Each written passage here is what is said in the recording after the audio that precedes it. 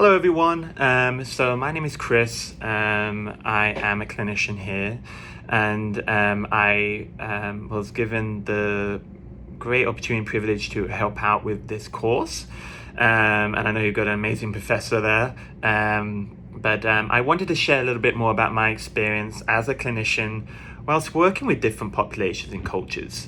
And I know this is going to be a part 6 series.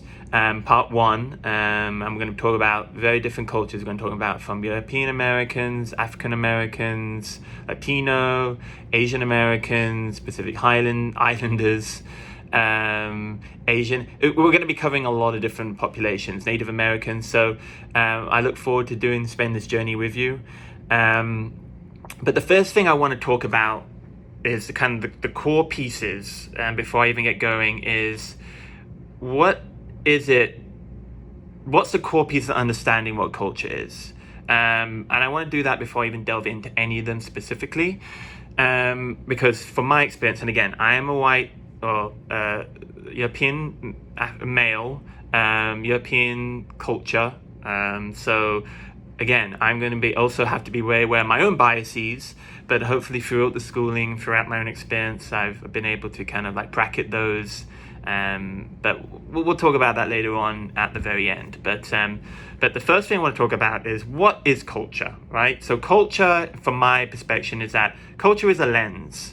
It's a lens on how we see the world around us, right? So if we think about culture, it's how we kind of conceptualize the world around us. Like, it's what we see, how we make use of what we see, how we express ourselves, all these different ways. And sometimes different cultures are going to clash. And that's why I'm maintaining, being aware of your own biases, being aware of your own stereotypical beliefs, right? And those are really important.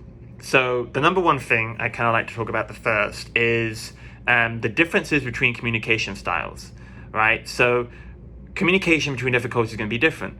Someone says yes or no is going to be very different between, or even non-verbal communication is going to be different. So when you're in session, noticing those non-verbal differences, noticing those verbal differences, how someone says yes could be very different between different cultures, right? Thinking about African American or Black or Jewish and American Italians or Italian Americans, sorry. If you have more in volume, it's going to be exciting among friends. Whereas some white Americans or white Europeans, more noise means, more alarm. Let's slow down. So being aware of that and those cultural differences is important. Second of all, differences between conflict. So people are going to have different ideas on what conflict is. So in the US, conflict is not usually desirable, right? And you're often encouraged to deal with it right away, face to face. Versus in Eastern European, it's kind of seen as embarrassing. You deal with it. You got to get rid of it right away. You stamp it out. So finding exchange that works best for you in the clinical setting is important.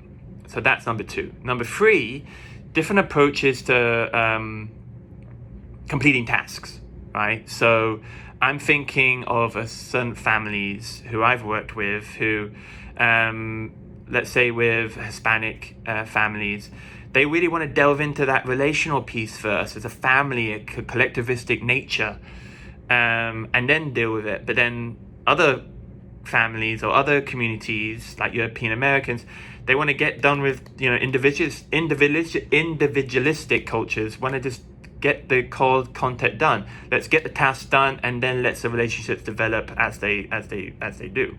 So looking around and making sense of the cultures around you and how, valuing relationships, the tones used is going to be really impactful on completing those tasks in session and interventions. 4th, decision-making styles, right?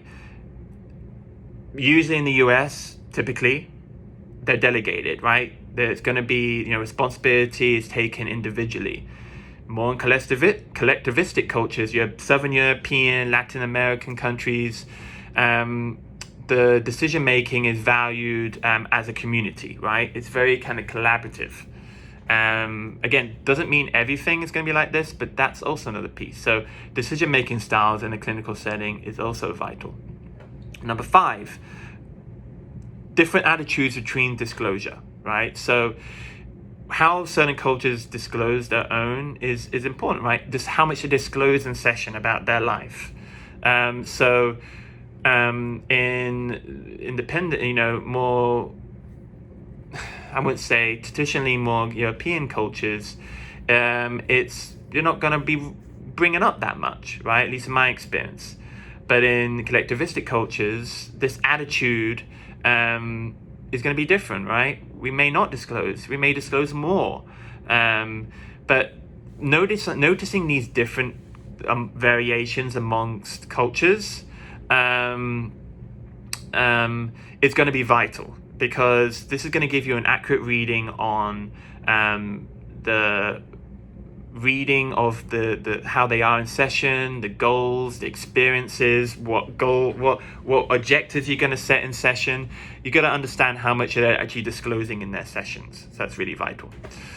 Lastly, and this is most importantly to me, is understanding the level of knowledge, right? So in the European cultures, you're going to see them, this idea of knowledge, bring it together, is more cognitive in nature, right? So counting, measuring, versus African culture, sub-Saharan Africa, be looking at different symbolic imagery, rhythm, all these different things. So emphasizing how their knowledge is gained is really important. And just paying attention and asking if you don't know is so vital. So long story short, if all these 6 things, understand the difference in communication styles, understand the difference between conflict and how that actually happens, differences between completing tasks, differences in cultures between disclosure, and differences in knowing, or how your clients acquire the knowledge. All these things are really important across cultures, right? And by no means is it binary. It's a long spectrum. And once we start to binary that, then we can start getting into stereotypical territory, and that we want to kind of avoid that as clinicians at all cost. So yeah, that respect. So to begin, what I want to talk about first is with European cultures. I want to start with that. So European Americans. So with the first start with European Americans, it's really important to be culturally aware that, yes, even though, as myself, may present as a white or may present as English speaking traditionally, there's many different cultures between that, right? You could be English, you could be German, you could be Spanish, you could be Italian, you could be Canadian, you could be some parts of South America. Like, doesn't necessarily, but European Americans, they have a very wide range of cultures where they've came from. So understanding their diverse traditions, customs, languages, dialects, communication styles, knowing those, you're going to have to adjust your interventions appropriately, right? So don't group them all into one group, because that could be especially if you, like I said, if you're not necessarily from that culture, if you're coming in and working with traditionally a European white culture, you may just want to group them together. But someone from southern Italy who may identify as European, who's living in a place speaking English, is going to have different nature than someone from Canadian or New Zealand or something like that. So who's now European American, point being. Second of all, is really understanding is that you kind of got to understand a little bit about the racial piece and talking about the privilege. I do talk about privilege and in my sessions. Now, not every client is going to jump on that, and I'm not talking about like really shoving it down or talking about it too much in session, but bringing that up because often, as in some cultures or some countries, it's a minority, so it's not talked about. So if that does come up, it's okay to talk about those things. Just be aware of the family or client you're working with. So that race, talking about things, talking about the different cultures, and the various ones is important. So that was that. So I also, now moving on, I want to talk about African American cultures, or those from African origins. This is a community which unfortunately has, you've got to understand, and this is something to communicate with them, and also know your own biases as a clinician, or own understanding of what it is. African American, traditionally from Africa to America, but there could be Caribbean Americans, there could be Sub-Saharan African Americans, there could be not grouping into one, but understand, because each and every single location has its own unique culture, its own unique tradition. So I think that's a really important piece to understand. I know I've had clinicians from the Caribbean islands who, we ask, what about your history? Well, their history is very different than someone from African America or Sub-Saharan Africa, right? So you can't just, making sure not stereotypical or stereotype and group them into one. Also research a lot about the family coming in, or research a little bit about their history, right? Because there's been a long history of a lack of engagement, maybe because of disrespecting their values, not understanding norms, not understanding attitudes, beliefs, practicing of this specific racial ethnic group. So really understanding that there has been a lot of disparities in treatment, disparities in therapy even. We could go all on about all the research which was unfortunately done on this said population. So that's, you don't bring that up in session, but understand the disparities. For me as a clinician, motivational interviewing has been so important, and it's really helped me fill in this kind of gap, fill in the sense of the disparities, right? Because I want to resolve these clients' ambivalence. I want to focus on empathy. All these things have been so important.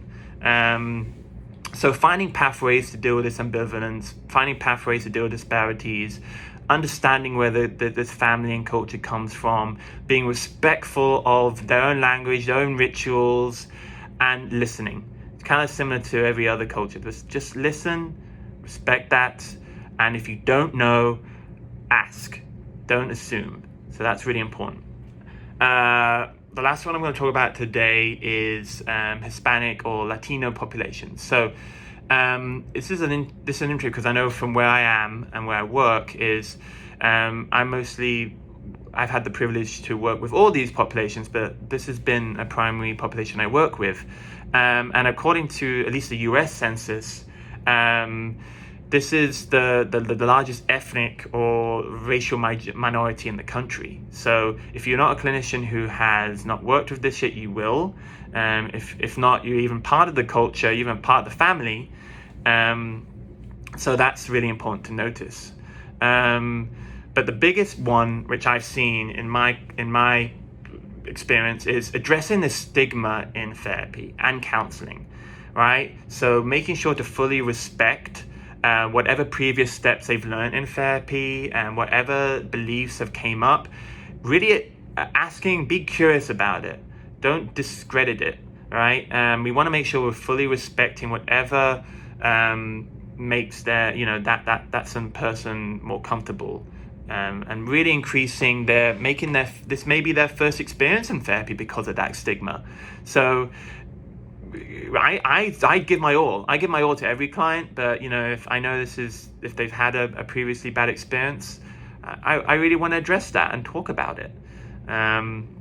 Second, and again, if you are part of this culture, again, I'm coming from a very kind of European centric, but family is vital, right? Your family, it could be extended family, it could be it's that collectivistic culture, right, where everyone cares about everyone, almost to some degree too much. Some of my families. And knowing that there's multi-generational households, right? You could be living with your grandmother, you could be living with their grandmother, right? And then you could have 4 different generations. So you're going to be working a lot with a family. It's a very family dynamic.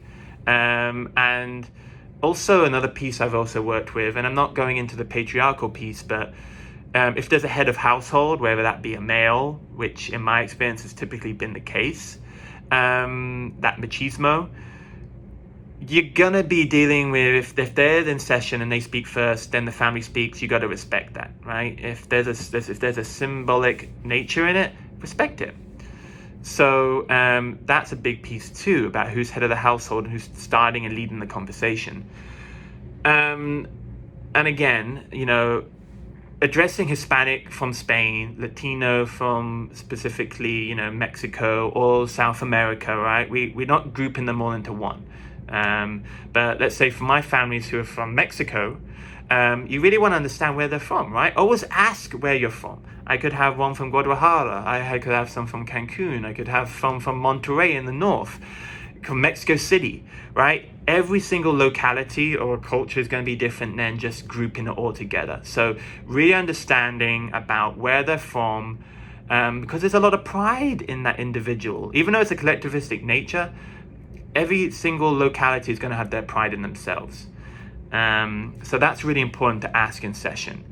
And lastly, fourth is IEPs, right? IEPs, individual educational plans. I know I've worked with a lot of families who, they don't want to be placed that label. We can get through this. We don't need that support necessarily. So really being aware of that and being aware of that understanding, I'm not putting labels on, that's going to be a conversation you're going to have.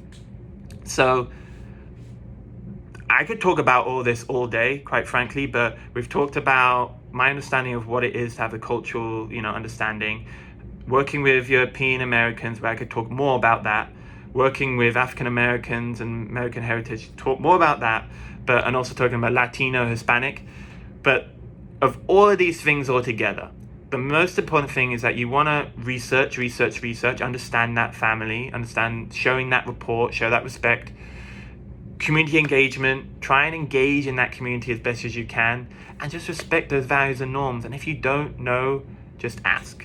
There's nothing wrong with that as a clinician. If you don't know, just ask. So again, this is part 1, and I'm looking forward to seeing you next. The next session is going to be on Native Americans, Indigenous, Aboriginal, Indigenous populations. So I hope to see you there, and thank you again for listening, and I hope this helped. Have a good one.